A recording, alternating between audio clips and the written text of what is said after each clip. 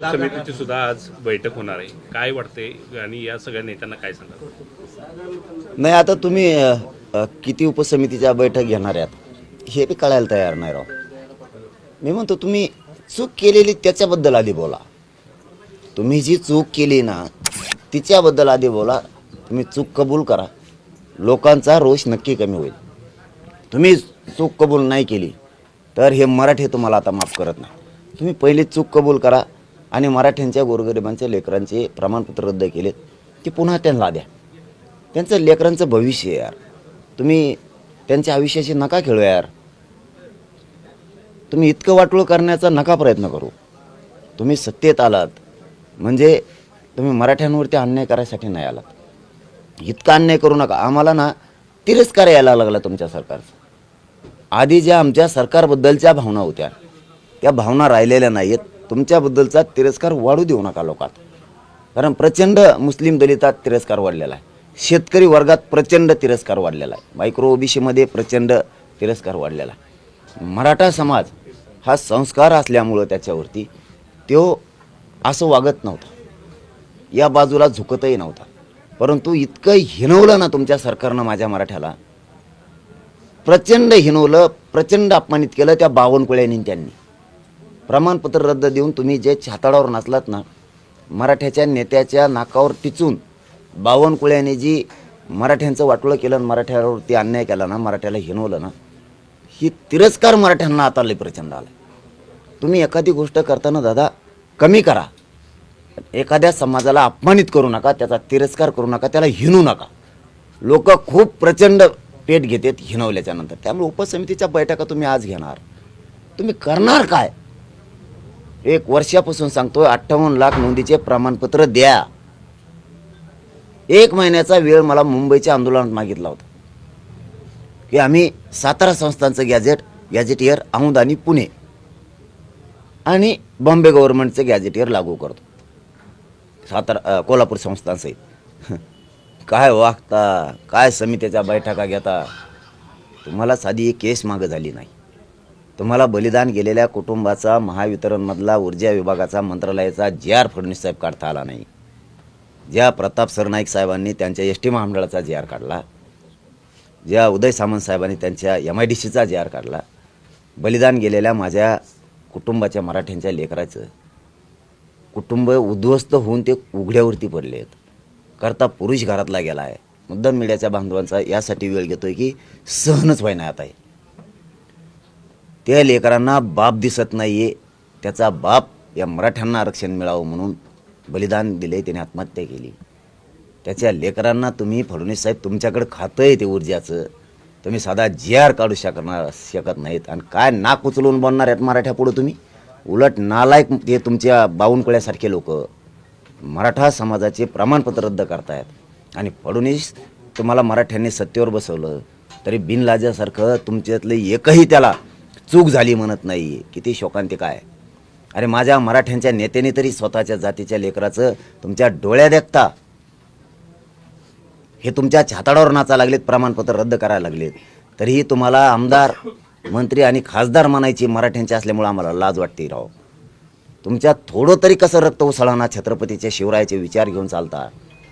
प्रत्येक प्रचाराला नारळ फोडताना छत्रपतींच्या पुतळ्याला नारळ फोडता. छत्रपतीचे विचार घेऊन चाललो म्हणतात, बहुजनांचे विचार घेऊन चाललो म्हणतात.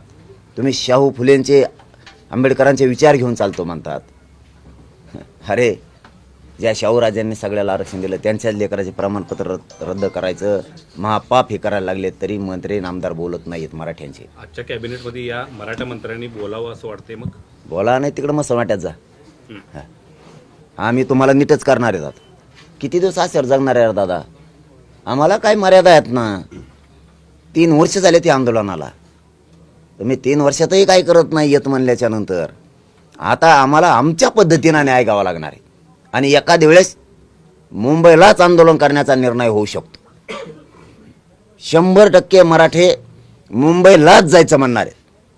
मुंबईतच आंदोलन होऊ शकतं. आता पुन्हा एकदा हा सरकारला एल्गारच असेल, कारण मागच्या वेळेचं सुद्धा आंदोलन सरकारनं बघितलं होतं. तुमचं ताकद जी दाखवली होती तुम्ही, पुन्हा एकदा आता ताकद दाखवण्याची तयारीत मराठी दिसतात. आता तिकडून पण येणार सुरत मार्गे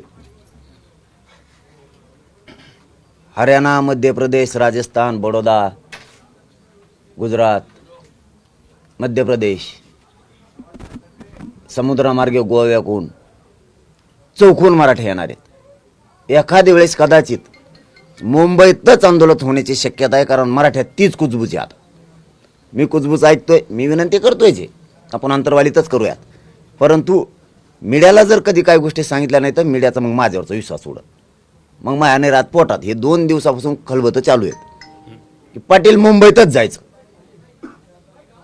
सगळे मराठी कामं बंद करायला तयार आहेत, नोकऱ्याला रजा द्यायला तयार आहेत, व्यावसायिक कुलप लावायला तयार आहेत, त्यांच्या व्यवसायाला बंद करून यायला तयार आहेत. गरीब मराठी शेतातले कामं सोडायला लागलेत.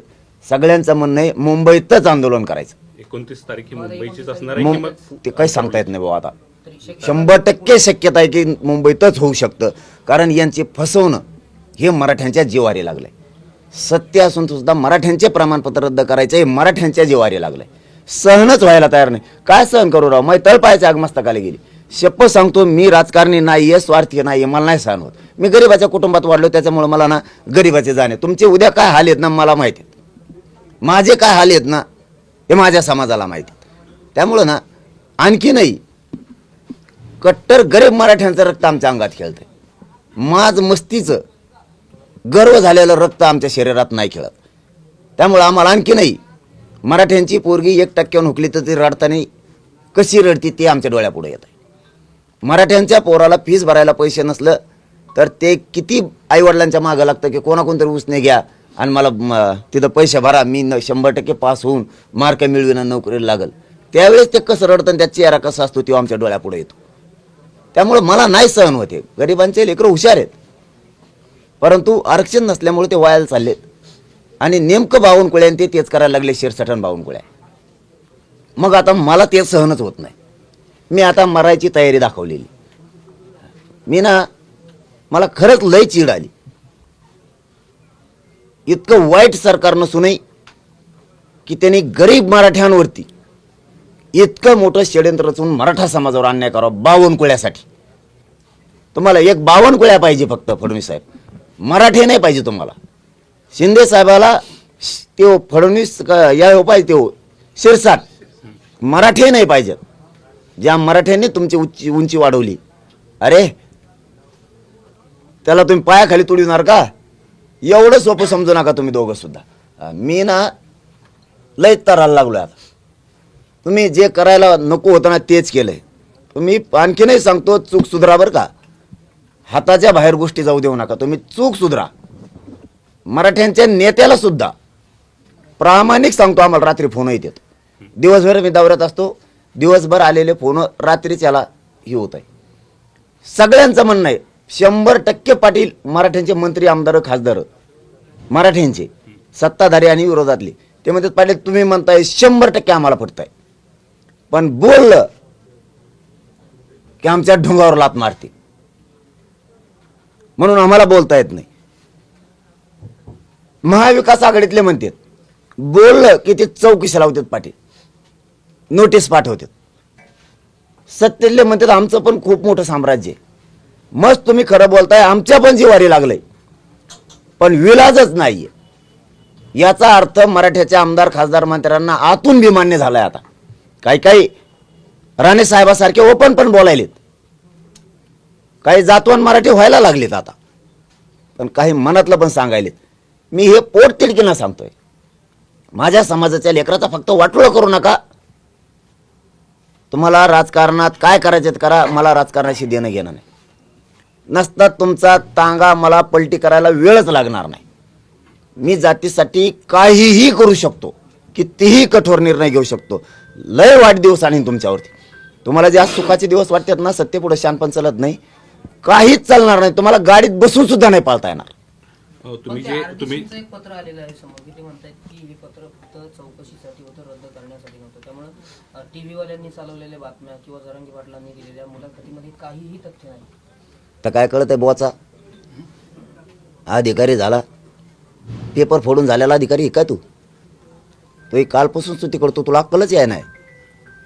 तो एक कालपासून स्तुती करतोय की तुम्हाला एक स्टेटस असतं, तुमची एक दर्जा असतो, तुम्ही बुद्धीचा वापर करून शिकलेला असतात. कोणत्या मंत्र्याच्या उपकाराने तुम्ही लागलेला नसतात. जे खरं असं ते करावं. मराठ्याच्या भानगडीत पडू नको. प्रवक्ता वकिली करू नको. दलाली करायचं काम तुमचं नाही आहे, तुमचं अधिकाऱ्यांचं. तुमच्या पोस्ट काय आहेत ह्या बघावं तुम्ही. पत्र दिलं नाही आणि मग काय आहे ते एनआयसीवर कम काढल्या होत्या मग आधी त्याच पत्राच्या आधारावर काढल्या होत्या ना. त्याच पत्राच्या आधारे रद्द झालं ना आता त्याचं कोणबी प्रमाणपत्र नाही. कसं काय म्हणतो तू. मीडियाला कसं काय आलं. कोणत्या मंत्र्यांनी घ्यायचं सांगितलं तुला. बावनकुळ्यात फोन करतो. खोलात जाऊ नका फडणवीस साहेब. मराठ्यांच्या बद्दल खोलात जाऊ नका. तुम्हाला लय जड जाईल. तुम्ही चूक मान्य करा आणि दुरुस्त करायच्या मागं लागा. जसं की उदय सामंत साहेब म्हणलेत आम्ही आमची चूक शिरसाटणी केलेली सुधारणार आहेत. संपलं आमचं आणि त्यांचं. अजूनही वेळ गेली नाही. संपलं आमचं आणि त्यांचं. आम्हाला काय देणं घेणं मग त्यांना बोलायचं. नाही, मगाशी पण तुम्ही उल्लेख केला मुंबईच्या ज्या मागण्या होत्या त्यापैकी परिवहन आणि उद्योग खात्याचे GR निघाले. ही दोन्ही खाती शिवसेनेकडे आहेत. म्हणजे एकनाथ शिंदे साहेब तुमच्या बाजूनं असं भूमिका घेताना दिसत आहेत. मग BJPचे मंत्री किंवा त्यांच्याकडे जी खाते आहेत तिथूनच मग चांगलं GR होईल ना. निघत नाही. चांगलं होईल ना मराठ्याचं. चांगलं होईल ना. तसे नाही चांगलं तर होऊन द्यायचं ना भाऊ. चांगलं नाही होऊन द्यायचं. मराठी फक्त प्रचार करायला ठेवायचे. पॉम्पलेट चिटकायला यांच्या गाड्या भरून आणायला सभेसाठी. मोठे नाही होऊन द्यायचे. पैशावले लेकरं बाळ होऊन द्यायचे नाही माझ्या मराठ्याचे. ऊर्जा खातं यांच्याकडे नाही GR काढला. आणि त्यांनी जरी GR काढला प्रताप सरनाईकांनी पोरांना कुठं ऑर्डर दिल्यात नवीन. आणखी नवीन पोरांना ऑर्डर कुठं दिल्यात. सॉरी MIDCत ST महामंडळात दिल्यात. MIDCत कुठे दिल्यात. जागा बघत होत म्हणले आणखी खाली किती आहेत. आता आम्हाला खालच्या देतात का वरच्या देतात कोणाला माहित.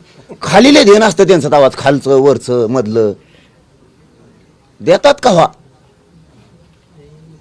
इतकं नाही हिनवायचं एखाद्या जातीला.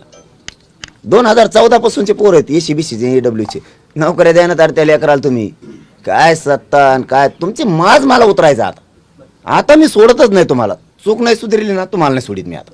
पण उठसूट भारतीय जनता पार्टीवर टीका करणं किंवा चंद्रशेखर बावनकुळे यांच्याबद्दल खालच्या पातळीवरती बोलणं हे जरांगे पाटलांचं अतिशय चुकीचं आहे असं भाजपचे प्रवक्ते नवनाथ बन म्हणतायत. तुम्ही उठसूट आता हे कोण आलंय हो मधीच. बनसोळे बनसोळ नवनाथ बन भाजपचे मुख्य प्रवक्ता म्हणून नेमले. ती फिदी काय कोण आहे ते मला नाही हो माहिती. नवीनवर काय बोलावं आपल्याला काहीच माहिती. जाऊन द्या असं कोणी. मुदतटीवार म्हणतायत सरकारला दरडवताय तुम्ही. आणि तू काय करत होता आता बहुत तेच करत होता ना. सत्यच होता तेव्हा. हे काम सांगितलं का राहुल गांधीने आता मराठ्याच्या इकडं काडी लावायची. अरे गेले ना खड्ड्यात तुम्ही सगळे नीट वागा ना. 4-2 जणांमुळं बरं चाललंय त्याच्यात. ते अमित देशमुख साहेब येतं इकडं. ते थोरात साहेब येतं. चव्हाण साहेब येतं तिकडं. ते सपकाळ साहेब येतं. नाना पटोले साहेब येतं. बरं चाललंय. कशाला येईस की तू खेळ. ते राहुल गांधीने हे सांगितलं का मराठीच्या विरोधात बोल म्हणून.